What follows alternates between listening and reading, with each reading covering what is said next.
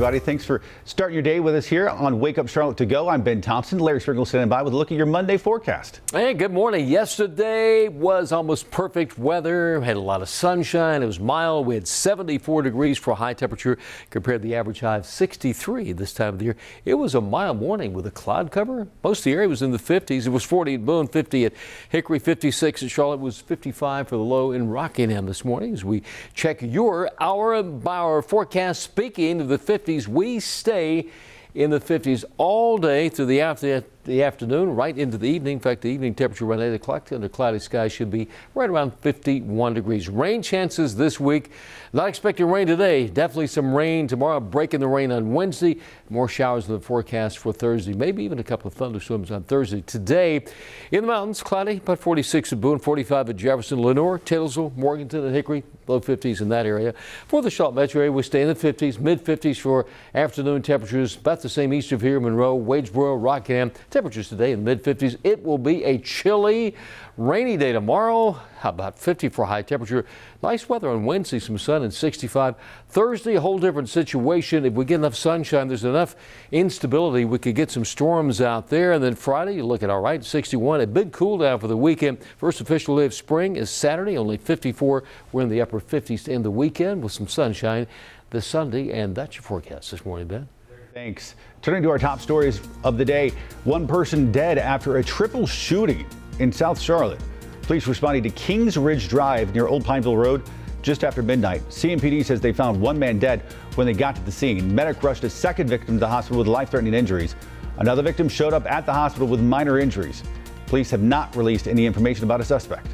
Good morning to you and happy Monday. I'm Billie Jean Shaw. CMS students will start attending classes in person more frequently, specifically middle and high schoolers starting today. Middle and high school students will now attend classes twice a week. The students will be divided into two groups, with Group A attending on Mondays and Tuesdays, Group B Thursdays and Fridays. Another big change next Monday, that's March 22nd. K through 5th graders will return to in-person learning 4 times a week with remote learning on Wednesdays.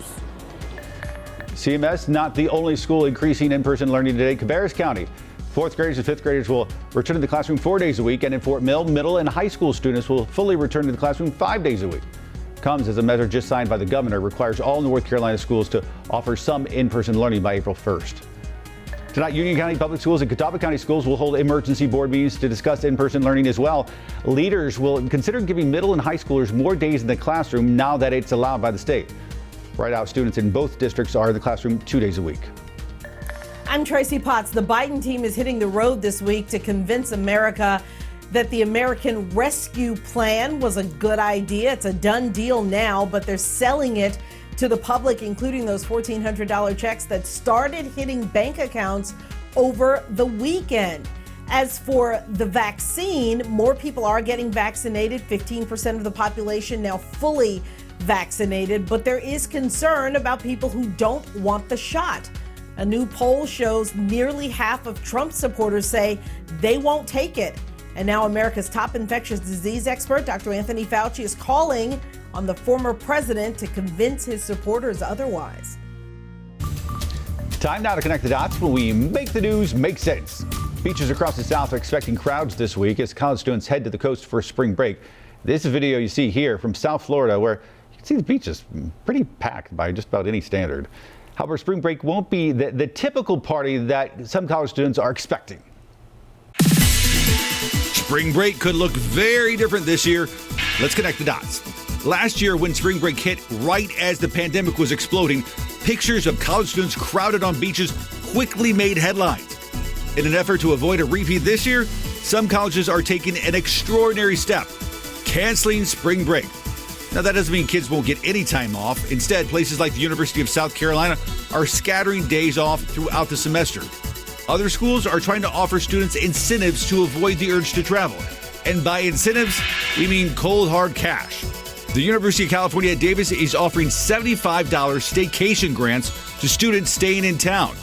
Other schools are offering on-campus events like pool parties and petting zoos to try to discourage travel. Despite these efforts, travel experts still think there'll be plenty of college kids packing beaches across the country, and they might have some company this year. Now that older Americans are getting vaccinated, they're starting to travel more. So you can expect to see some senior citizens alongside the college seniors on those beaches. And that is Connecting the Dots.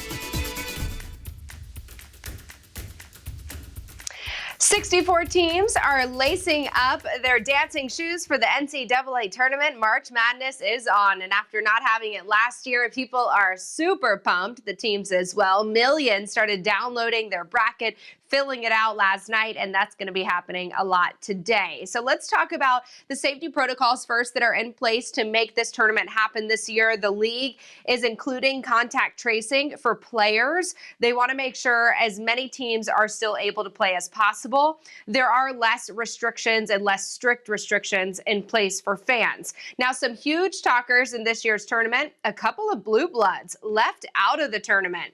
This is the first time since the mid-90s that Duke won't be playing. It's the first time since the 70s. Can you believe that? That both Duke and Kentucky are out. Top seeds include Gonzaga, Michigan, Illinois, and Baylor, but there are 4 Carolina teams getting ready for the big dance, wanting to go all the way. That's Clemson, Winthrop, UNC, and UNC Greensboro. The first games tip off on Friday in Indianapolis, and there are more than a dozen games set for Friday, so it'll be a busy day. You know, it's always busy until you get to the end of the tournament. Share your bracket with us. Let us know who you're rooting for. Use our hashtag WakeUpCLT or leave a comment below. Rachel, thanks. Make sure you watch us every single weekday morning starting at 4:30 a.m. on Wake Up Charlotte.